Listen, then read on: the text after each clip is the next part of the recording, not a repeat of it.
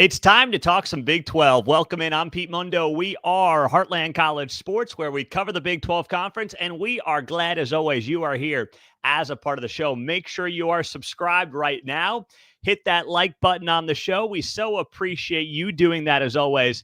And, boy, do we have a lot to get to today with you. Can't wait.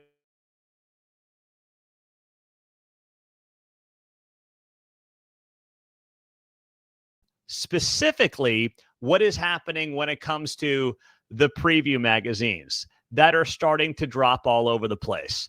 I will say this to anybody who will listen. The Big 12 conference is going to be as unpredictable as any conference in this country, and it won't even be close. Do not rip on the preview magazines. Don't do it, okay? And here's why. No one can say with any confidence what this league is going to look like. I will give you a prediction by the time we get to August. I will give you my best educated guess based on, I think, studying this league as much as anybody. But am I going to sit here with incredible confidence on my Big 12 predictions come August? No. So why are we ragging on Phil Steele? I've seen a lot of people ripping on Phil Steele, and Phil Steele's preview magazine dropped this week, and he predicted a three-way tie atop the Big 12. He predicted a three-way tie in the Big 12 between Baylor, Utah, and Iowa State. Now, I've talked about Baylor being a team that I think can win the Big 12. They had a great close to the season after a rocky start. They came on really well in the second half of the year, and they return arguably what will be the best quarterback running back duo in the Big 12 with Sawyer Robertson and Bryson Washington. That's not a big stretch to me. Iowa State, the other team in there, returns a bunch of starters led by quarterback Rocco Becht. I know he's missing some key pieces, but Iowa State's always going to have the defense under John Heacock. They've got some great pieces on that side of the ball, especially in the front seven. They do lose some key pieces in the secondary, but in a wide-open Big 12, they've got as much high-end quality returning as anybody. And then Utah, of course, is the outlier there. But you have to look at Utah and realize that this is a team that at one point was playing a fifth-string quarterback last season. They start off 4-0. We all know what happens when the quarterback goes down. And then another quarterback goes down, and then another quarterback goes down. And it's like they're pulling me out of Kansas City asking me, hey, Pete, can you play quarterback? You got any eligibility left? It's like that's how desperate they were for quarterback play at Utah. And yes, they stumbled throughout the second half of the season. But if they get that position figured out this year, and there's reason to believe that they will, I don't think Utah's going away. If you were to ask me right now, Utah, Oklahoma State, two teams that we all thought would have a great chance last year to win the Big 12. Who do I have more confidence in the next 2-3 years, Kyle Whittingham or Mike Gundy, two coaches who are among the longest tenured coaches in college football? Right now, my money on Kyle Whittingham. And it's not close. And I love Mike Gundy. I'm a big Mike Gundy fan. I've been following him for nearly his entire coaching career. I covered him in Oklahoma. But it's not clear to me that Mike Gundy wants to be a part of this new world order in college football. He's done a better job this offseason, but it's a totally different job than it was even 5 years ago. I'll roll with Kyle Whittingham in that scenario of these two. So, yeah, sure, it's a stretch, I guess, but basically you've got essentially 14 teams in this league out of 16. Who are going to sit there and believe that if things break out just right for them, they can win the Big 12. So Phil Steele's not going out on a limb here when he predicts a three-way tie with Baylor, Utah, and Iowa State. Now, when you look at these teams' schedules, I did want to bring that up. They don't all play each other. Utah and Baylor play in November. And if Phil Steele is right, suddenly you've got to circle November 15th on the calendar because Utah is playing in Waco that weekend. and Utah is going to be coming off a bye week. So this is, I know, if Baylor's good, Waco can be a tough place to play. If not, let's be honest, Waco's only tough in September or October when it's like 95 degrees. But if they're good, Waco can be tough that time of year. But Utah will have not left the state of Utah since September 27th, when they go play in Waco, Texas on November 15th. That means they'll have been in the state of Utah for a month and a half before they hit the road to play Baylor. They should be well rested. There will be no travel fatigue. They will be 100% going into that game if they're in the mix for a Big 12 title come mid-November. So that game is fascinating from that perspective. Utah will play at West Virginia on September 27th, and then it's a bye week, host Arizona State. Then it's at BYU, obviously staying in the state. They host Colorado. They host Cincinnati. Bye week, travel to Waco. That is a very favorable stretch for Utah when it comes to their schedule. So that game, if we are going to get these two teams atop the Big 12 standings, has that benefits Utah going into it. Meantime, Baylor will also be off a bye, so that negates out. They'll have played UCF at home 2 weeks prior. And they will have not done a lot of traveling either in the month of October, only one trip to Cincinnati. Outside of that, they've got 2 home games and a road trip right up I-35 to play TCU in mid-October. So both teams should be well rested, and if that's a game that determines who's in the Big 12 championship, sign me up for that. Now, this is a question we just got on YouTube, so let me answer it real quick. Pete, why is it that you say 14 teams feel like they can win the Big 12? Why not all 16? Who are you leaving out? Arizona, Cincy, UCF? Well, my mind immediately went to UCF and Cincinnati.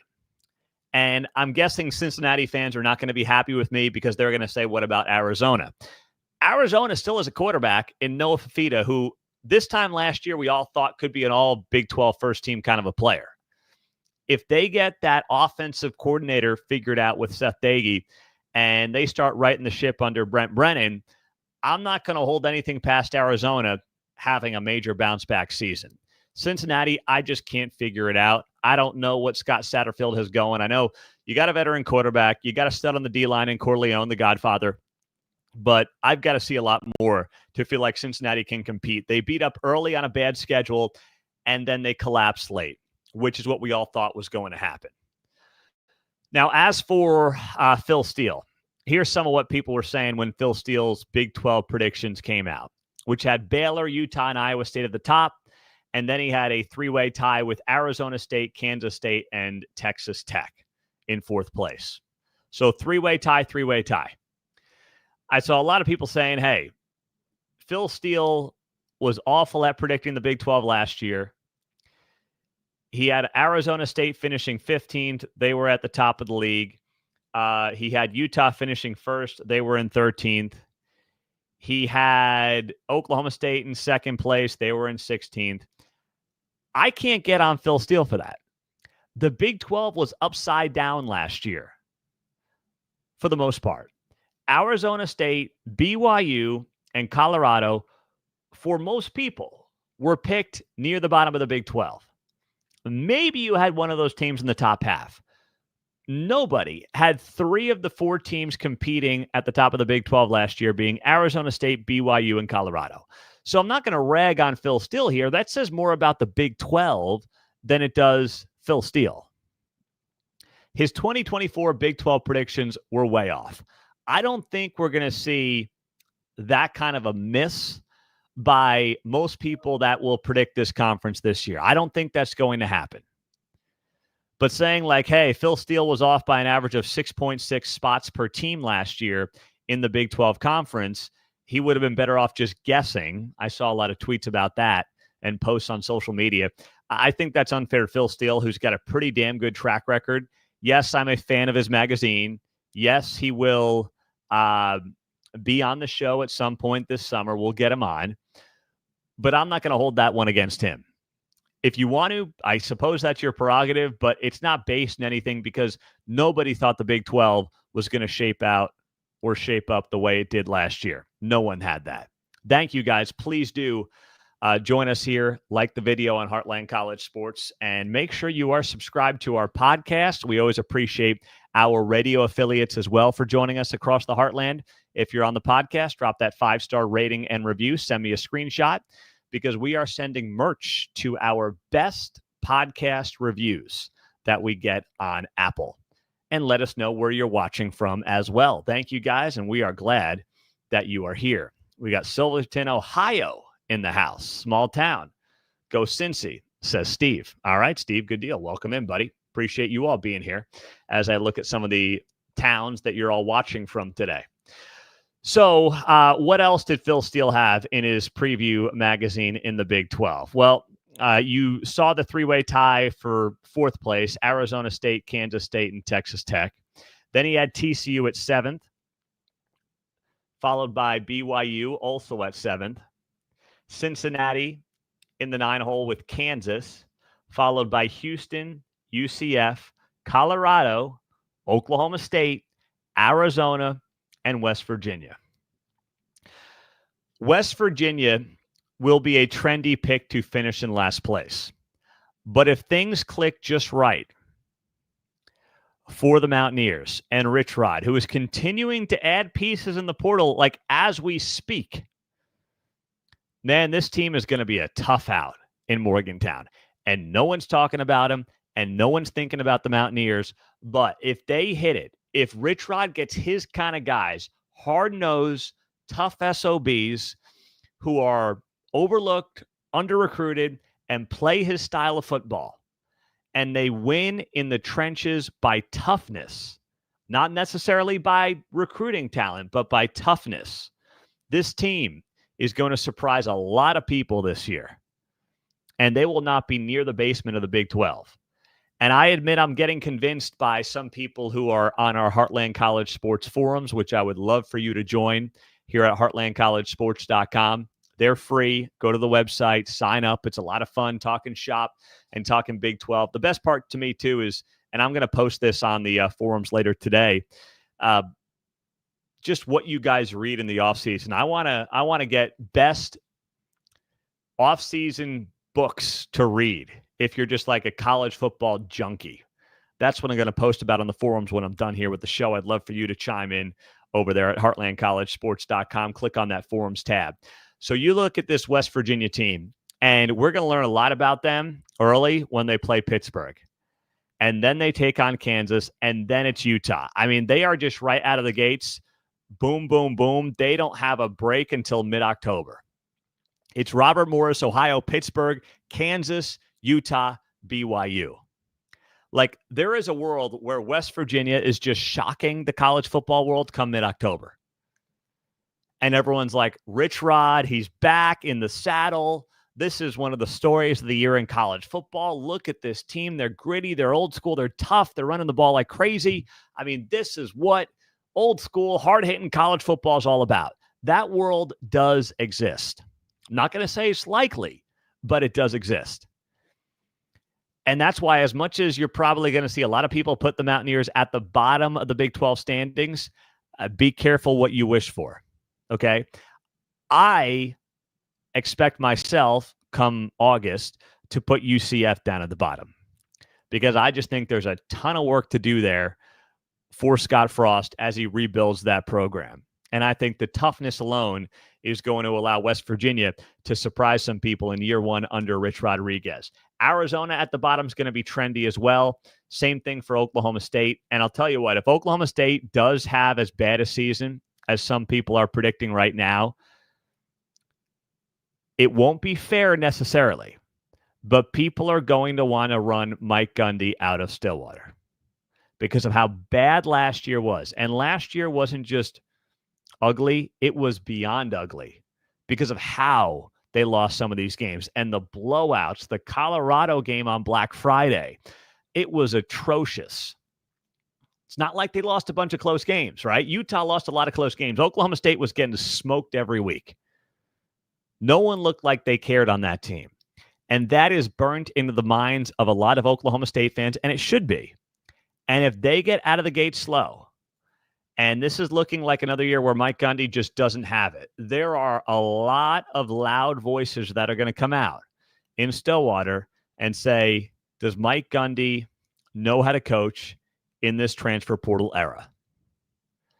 They have to deal with Oregon in week 2. And if that's a bloodbath, well, that conversation is going to pick up. The worst thing, though, is that they've got a bye week after the Oregon game.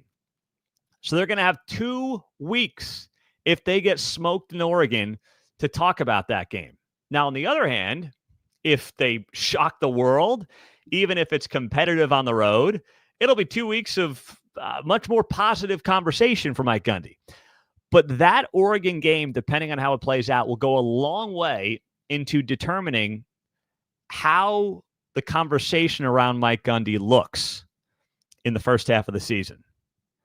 And their Big 12 schedule starts off actually pretty soft, which could help Mike Gundy here by Big 12 standards. They host Baylor for their first Big 12 game. They go to Arizona. They host Houston. They host Cincinnati. They could very well be favored in 2, if not 3 of those games. So if they start off in Big 12 play 3-1, even though the back end is a bit tougher, there's going to be a lot of people backing off Mike Gundy. And that's the thing that as we get closer to the season, we'll be looking at here in the Big 12, and that is that strength of schedule matters. The Oklahoma State schedule, when you've got 16 teams in your conference, this is why the SEC has to play 9 games.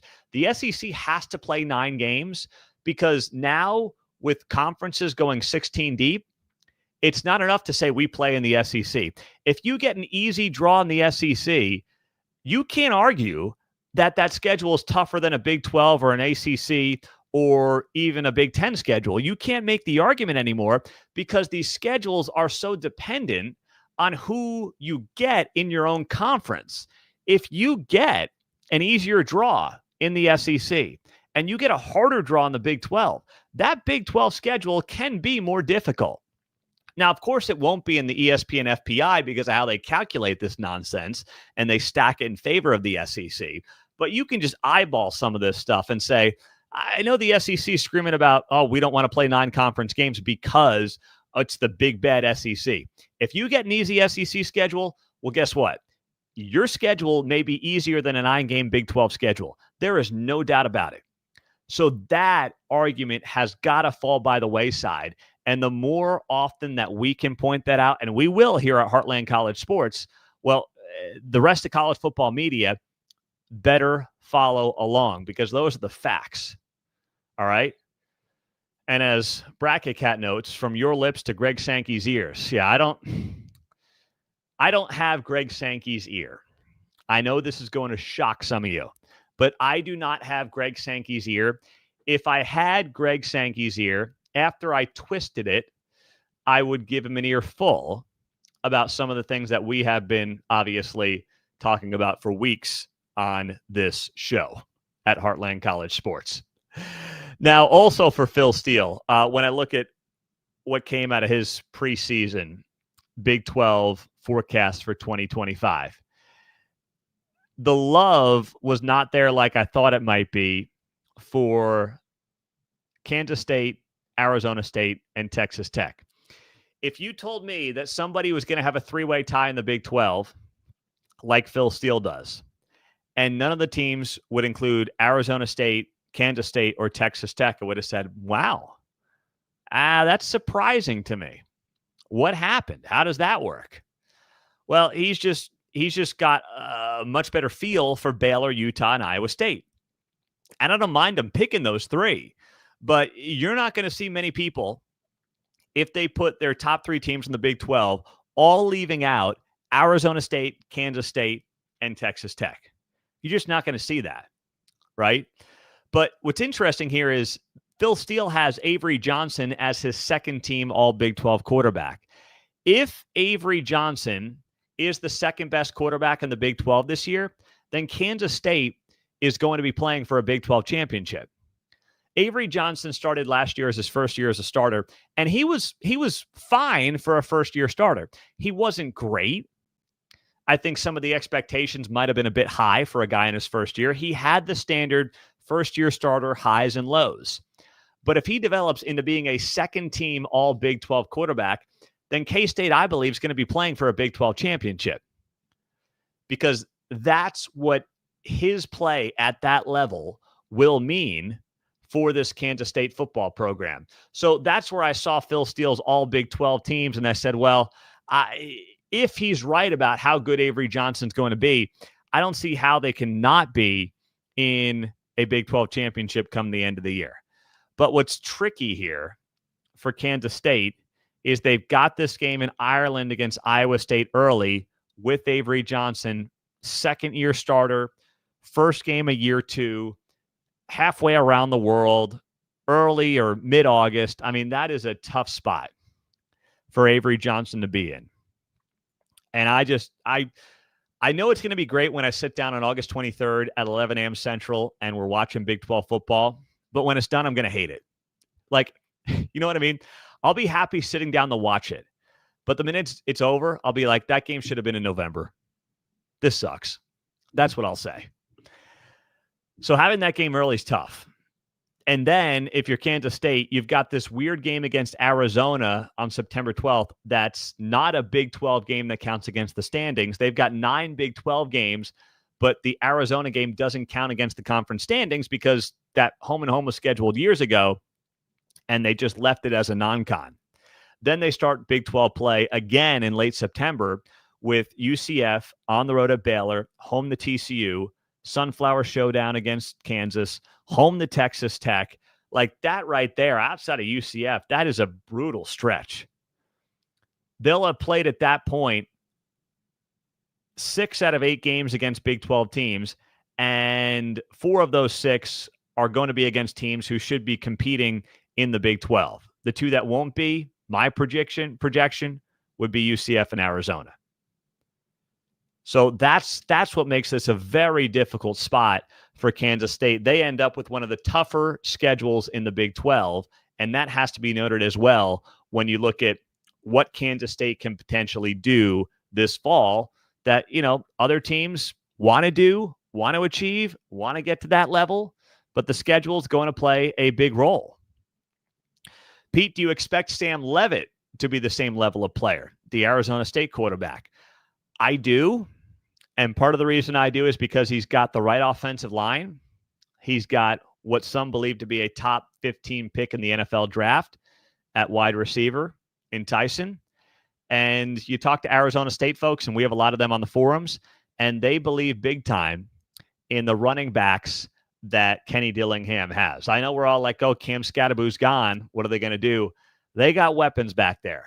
And we'll be talking more about those guys as we get closer and closer to the season. Pete, any single team in this league is screwed if their starting quarterback goes down. Yeah, no doubt about it. You're right. That is true. Any team that wants to compete in the Big 12 is in for a rude awakening if their starter goes down. That's true for this entire league. I'm with you there. Thank you guys for being here. Our merch shop is open. We'll link to that as well. And we would love to see you on the free forums. Leave us that 5-star rating and review if you could. Make sure you are subscribed to the channel and send me an email, screenshot of your rating and review to Pete Mundo, Mundo, at heartlandcollegesports.com. We will get you hooked up if you have the best review of the week with some free Heartland merch. Have a great day. We'll talk to you soon, and go Big 12.